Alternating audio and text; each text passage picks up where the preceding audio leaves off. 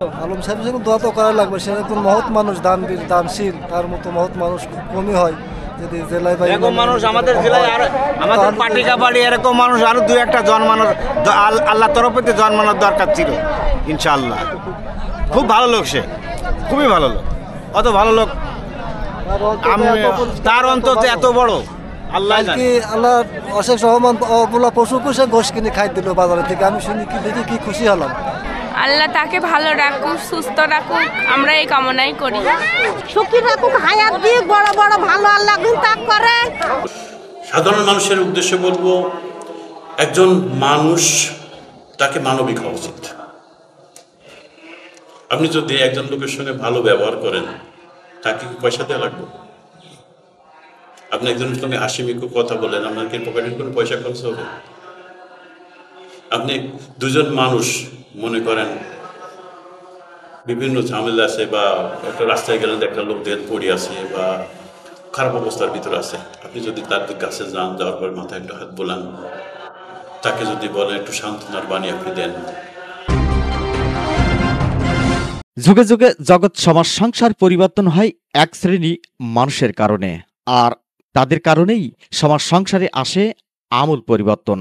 এ সমস্ত মানুষের পরিবর্তনের কারণেই সমাজে প্রাণ ফিরে পায়। এবার এমন এক পরিবর্তনশীল মানুষের কথাই তুলে ধরব, যে কিনা হাজার হাজার মাইল দূরে প্রবাসী হয়ে বসবাস করেও প্রিয় মাতৃভূমি মানুষের কথা ভোলেনি।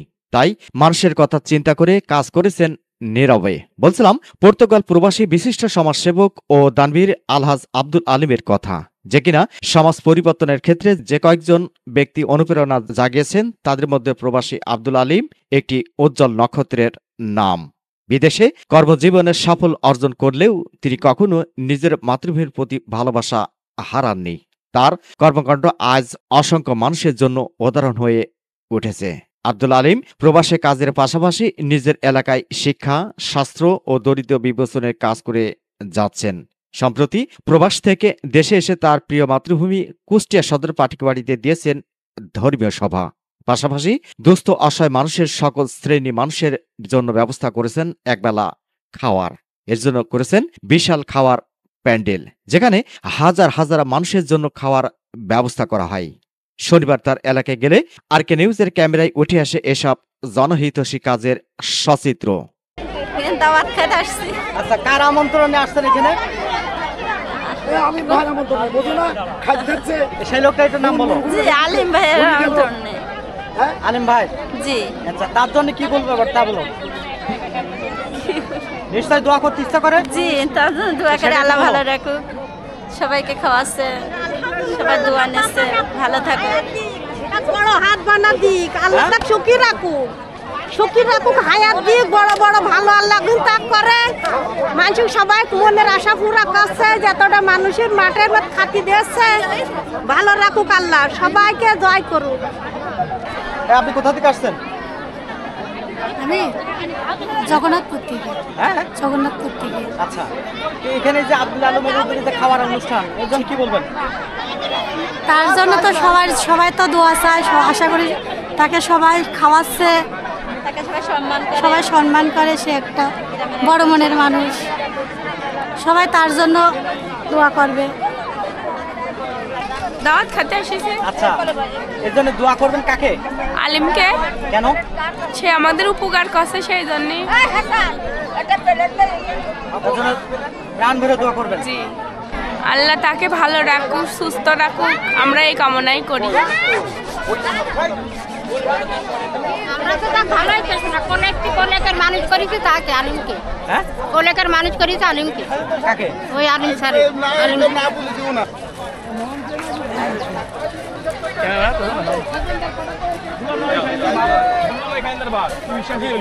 এখানে খানা খাওয়ার জন্য আসছি। হ্যাঁ, আলিম সাহেব। আচ্ছা, তার জন্য কি করবেন এবারটা বলবেন? যার জন্য যা করার করবো, তার জন্য দোয়া করবো, আল্লাহ যেন তোকে ভালো রাখুক, সুস্থ রাখুক, আরও দীর্ঘজীবী হোক, এই কামনা করি আলিম সাহেবের জন্য ইনশাল্লাহ। আপনি দোয়া করবেন না? জি, দোয়া করব। আলিম সাহেবের জন্য দোয়া করবো, খাবার খানা খাতে দিচ্ছে। আলম সাহেবের জন্য দোয়া তো করা লাগবে, সে একজন মহৎ মানুষ, দানবীর দানশীল, তার মতো মহৎ মানুষ খুব কমই হয়। যদি জেলায় বা এরকম মানুষ আমাদের জেলায় আর আমাদের পাটিকাবাড়ি এরকম মানুষ আরো 2-1টা জন্মানোর আল্লাহ তরফে জন্মানোর দরকার ছিল ইনশাআল্লাহ। খুব ভালো লোক সে, খুবই ভালো লোক। অত ভালো লোক তার অন্তত এত বড় আল্লাহ কি আল্লাহ অশেষ রহমান অবলা পশু পুষে গোশ কিনে খাই দিল বাজারে থেকে। আমি শুনি কি দেখি কি খুশি হলাম যে তার মন আছে অন্যরকম। সে যে খালি মানুষকে ভালোবাসা কিভাবে দেবে, আল্লাহর কাছে ভালোবাসার নৈতিকতা লাভ করবে, তার এটাই আশা চাওয়া পাওয়া।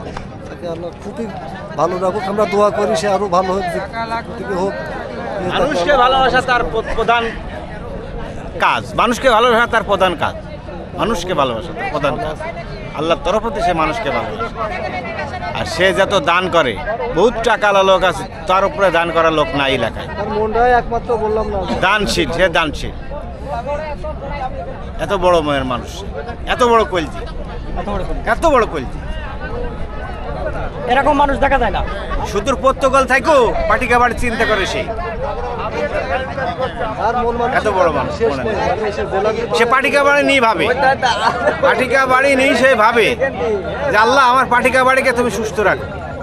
পরে তার নিজ বাড়িতে খোলামেলা পরিবেশে আলাপচারিতায় শেষে আরকে নিউজের দেওয়া এক প্রশ্নের উত্তরে আসলে এর পিছনে রহস্যজনক কোনো কারণ নাই। আমি যখন দেশে ছিলাম, আমি এসএসসি পাস করার পরে দেশ ত্যাগ করছি, এবং দেশ ত্যাগ করছি সেটা হচ্ছে বলতে পারেন বিনা বিষয়। এবং এখান থেকে বাংলাদেশ থেকে শুরু করে আমি পর্তুগাল পর্যন্ত গেছি, যেটা ইউরোপের শেষ প্রান্ত, মানে শেষ পৃথিবীর শেষ প্রান্ত বলতে পারেন। ওগুলো কিন্তু আমি পায়ে হেঁটে, আমি কোনো প্লেনে চলি না, পায়ে হেঁটে। এবং আমাকে পৌঁছাতে সময় লাগছে, আমি 1980 সালে বাইরে হয়েছি এবং আমি পৌঁছাইছি বলতে হলে 1996-এ। আমার এত সময় লেগে গেছে, একটা দেশে গেছি, কাজ করছি, আবার পয়সা ইনকাম করছি, আবার সামনে গেছি, এইভাবে চলছে। এবং এর ভিতরে অনেক জেল জরিমানা আমার হয়েছে।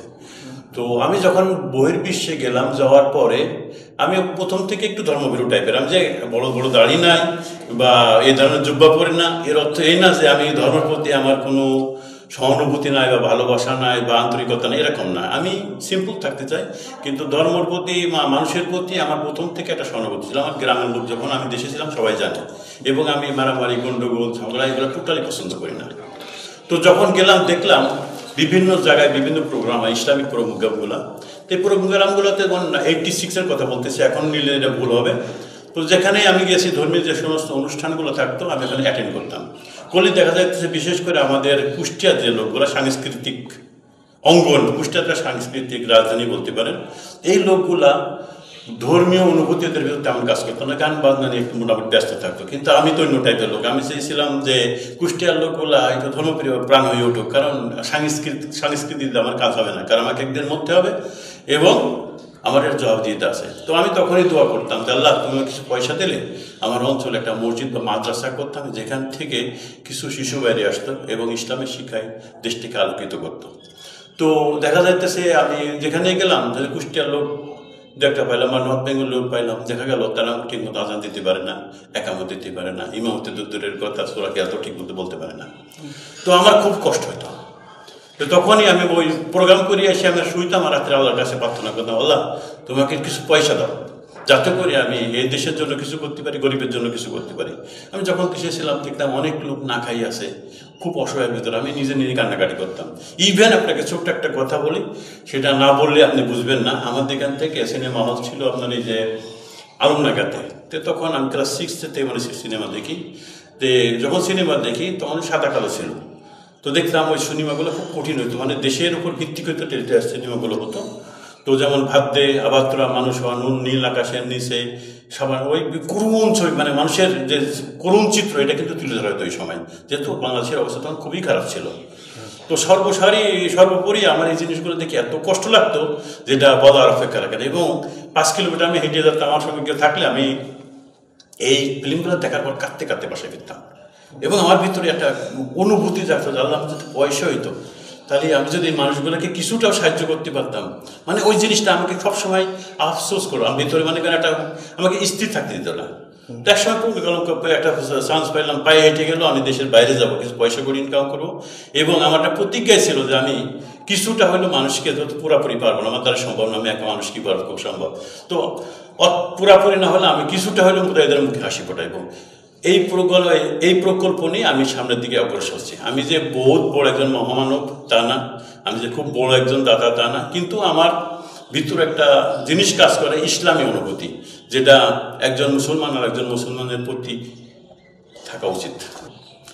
এখানে আমার যে প্ল্যানটা সেটা হচ্ছে, আমি তো এত ধনী না যে সবাইকে মানে যে যেটা চাইতেছে এটা পূরণ করা সম্ভব, কিন্তু আমার সবচাইতে সুখ লাগে বা খুশি লাগে বা অন্তরের ভিতরে একটা আনন্দ কাজ করে, সেটা হচ্ছে যদি আমি 200 টাকা দিই, 100 টাকা দিই, 50 টাকা দিই, আর যাকে না পারি তাকে মাথায় হাত বলি, ভাই আমি দুঃখিত, পারতেছি না, আপনি একটু কষ্ট নেন না। তো ইসলামের দৃষ্টিতে আপনি যদি কাউকে সাহায্য না করতে পারেন, কবি নজরুল ইসলাম বলছে যে আপনার দরবার যদি কেউ আসে, ভিক্ষাও যদি না তাকে না দেয়, কিন্তু কুকুর লেলাই দিও না। তো এখন আমি কিন্তু কুকুর লেলাই দিই না, একজন লোক আসলো, আসার পরে তাকে কি করতেছি, আমি সান্ত্বনা দিতেছি, মাথায় হাত বলে বলতেছি, ভাই আমার একটু বাজার ছিল এই পর্যন্ত, আমার তো শেষ, দয়া করে মাফকে মাফ করেন, এইভাবে। তিনি বলেন, সমাজসেবার পেছনে রহস্যজনক তেমন কোনো কারণ নেই। আমি এসএসসি পাশ করার পর দেশ ত্যাগ করি এবং সেখানেই নানা বিচিত্র অভিজ্ঞতা অর্জন করতে হয়। অভিজ্ঞ এই পরিশ্রমী মানুষ আব্দুল আলিম আরো বলেন, আমি প্রাণের টানে বাংলাদেশে ছুটে আসি এবং আমি চাই যে তুই বলার ভেতরে যে একটা স্বাদ, ওই স্বাদটা গ্রহণ করে আপনাদের থেকে, দয়া করে আপনাকে আপনি বলেন না আমাকে, প্লিজ, এটা আমার অনুরোধ রইল, সবাই খুশি আমার প্রতি। আমি পলিটিক্স করবো কেন, আমাকে পয়সা কামাইতে হবে, পলিটিক্স কি জন্য, পলিটিক্স হয় ব্যবসা, তাই না? এখন আমি যদি হারাম কামাইতাম, হারাম কামানোর পরে আমার হারাম খাওয়ার প্রতি একটা অভ্যাস থাকতো, তাই না? আমার যে পয়সাগুলো আছে, আমি যেগুলো কামাই, এগুলা সমস্ত পয়সার আমি জাকাত দিই, প্রত্যেক বছর কিন্তু আমি জাকাত দিই, যতটুকু আমি কামাই ওই সময় মধ্যে জাকাত দিই, বরং বেশি দিই। আর এই দেশে আমাকে যদি কালকে বলা হয় বা পরশুদিন বলা হয় দেশের প্রধানমন্ত্রী বা প্রেসিডেন্ট হন, আমার যদি জন্মের ঠিক থাকে, ঠিক আছে, পলিটিক্স তো দূরের কথা, এর সাইডেও আমি চিন্তাও করতে পারি না, এটা ইম্পসিবল। এবং আপনারা সাংবাদিক যেদিন দেখবেন যে আমি পলিটিক্সের সঙ্গে জড়াই দিয়েছি এবং আমি কোনো প্রোগ্রামে গেছি এবং পলিটিক্সের সঙ্গে আমি জড়ানোর চেষ্টা করতেছি, ওদিন আপনাদের জুত আমার মুখ, এর থেকে তার বলা কিছু নাই। আদৌ কোন ইচ্ছা নাই। আলহামদুলিল্লাহ আমি 2 বার হজ করে আসছি, আল্লাহ যতদিন বাঁচায় রাখে। আমি গতকাল মসজিদে প্রায় 5-7 মিনিট বক্তব্য দিছি। আমি বলছি দোয়া করেন আমার জন্য, পয়সার জন্য আমার জন্য কেউ দোয়া করবেন না, আমার জন্য দোয়া করবেন। আমি যতদিন আছি আলিম, আব্দুল আলিম হিসাবে আপনাদের ভিতরে ভাই হিসাবে, বোন বা বন্ধু হিসাবে থাকতে পারি। আর আমি যতদিন বেঁচে আছি আপনাদেরকে নিয়ে বেঁচে থাকতে পারি, একজন ভালো মানুষ হিসাবে বেঁচে থাকতে পারি, এবং আমি যেন মরার আগ পর্যন্ত আমার ভিতরে যেন কোনো অহংকার না আসে, আমি এই নিয়ে বেঁচে থাকতে চাই। দোয়া করবেন আমার জন্য, এই কথা আমি গতকালকে মসজিদে বলছি। আর পলিটিক্সের ব্যাপারে যদি কেউ কোনো কথা বলে, এটা 100% ভালো ধারণা, এবং ইনশাল্লাহ আপনারা দেখবেন, আপনারা তো আমার থেকে অনেক কম বয়স, আমার তো 58 চলতেছে, দেখবেন জীবনও আমি এটার সঙ্গে সাধারণ মানুষের উদ্দেশ্যে বলবো, একজন মানুষ তাকে মানবিক হওয়া উচিত। আপনি যদি একজন লোকের সঙ্গে ভালো ব্যবহার করেন, তাকে পয়সা দেওয়া লাগবে? আপনি একজনের সঙ্গে হাসিমিকে কথা বলেন, আপনাকে পকেটের কোনো পয়সা খরচ হবে? আপনি দুজন মানুষ মনে করেন বিভিন্ন ঝামেলা আছে, বা একটা রাস্তায় গেলেন একটা লোক দেহ পড়ে আছে বা খারাপ অবস্থার ভিতরে আছে, আপনি যদি তার কাছে যান, যাওয়ার পর মাথায় একটু হাত বোলান, তাকে যদি বলেন একটু সান্ত্বনার বাণী আপনি দেন, আপনার তো কোনো ক্ষতি নাই। বরং আপনি যদি আপনার ভিতরে যদি আল্লাহ খোদার ভয় থাকে, তো অবশ্যই আপনার ভিতরে পরিষ্কার হয়ে উঠবে, তাই না? কারণ আপনি একজন মানুষ, আপনি এইটাই চিন্তা করবেন যে আমাকে মরতে হবে, আমিও মানুষ, ও মানুষ।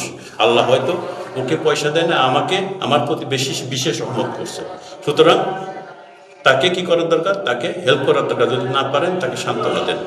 আরেকটা কথা বলতেছি, সেটা হচ্ছে এখানে যে মানুষগুলো আসে কোরআন এবং হাদিসের আলোকে দৃষ্টিতে যদি আপনি দেখেন, এখানে যে সমস্ত লোকগুলো এসে আমার দরবারে আসছে, আমি কয়েকদিনের জন্য আসছি, মাঝে মধ্যে 3-4 বছর পরে আসি, এই লোকগুলো আসতেছে, এই লোকগুলোকে আপনি ভিক্ষুক যদি বলেন বা গরিব বলেন, এটা আপনার ভুল হবে, কারণ এটা অন্যায়।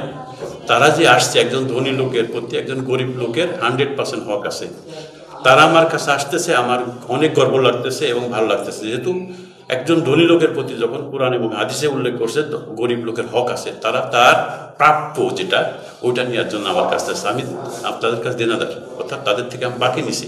এই পয়সাটা আমি তাকে যতটা হয়তো পুরোপুরি পারতেছি না, কিন্তু দেওয়ার চেষ্টা করতেছি। সুতরাং এই ব্যাপারে আমার কোনো গর্বও নাই, অহংকারও নাই, কারণ কাল কিয়ামতের মাঠে আমাকে এদের নিয়ে যাবো, যদি না দিতে পারে আমার জবাবদিহি করতে হবে, কারণ তাদের হক নেওয়ার জন্য আসছে, তাদের প্রাপ্য টাকা নেওয়ার জন্য আসতেছে। আমি মনে করি প্রত্যেকটা মুসলমান যেই হোক একজন মানুষ, তাকে মানবিক হওয়া উচিত এবং প্রত্যেকটা লোককে, শুধু মানুষ না, পৃথিবীর প্রত্যেকটা প্রাণীকুলকে সুন্দর দেখা উচিত। আমি অত্যন্ত ধর্মভীরু মানুষ এবং সেই জায়গা থেকে মানুষের হয়ে কাজ করতে চাই। আব্দুল আলিমের মতে, প্রবাসে আমরা যাই করি না কেন, আমাদের শিকড় আমাদের দেশ। তাই মাটি ও মানুষের জন্য কিছু করা আমাদের নৈতিক দায়িত্ব। তার উদ্যোগে তার এলাকায় বিভিন্ন স্তরে ইতিমধ্যে যেসব কাজ হয়েছে তা প্রশংসা কুড়িয়েছে। আব্দুল আলিমের এই প্রচেষ্টা আমাদের সকলের জন্য প্রমাণ যে ইচ্ছা থাকলেই এবং মাটি ও মানুষের প্রতি ভালোবাসা থাকলে সমাজ পরিবর্তন সম্ভব। Mohammad Rafiq, RK News 24।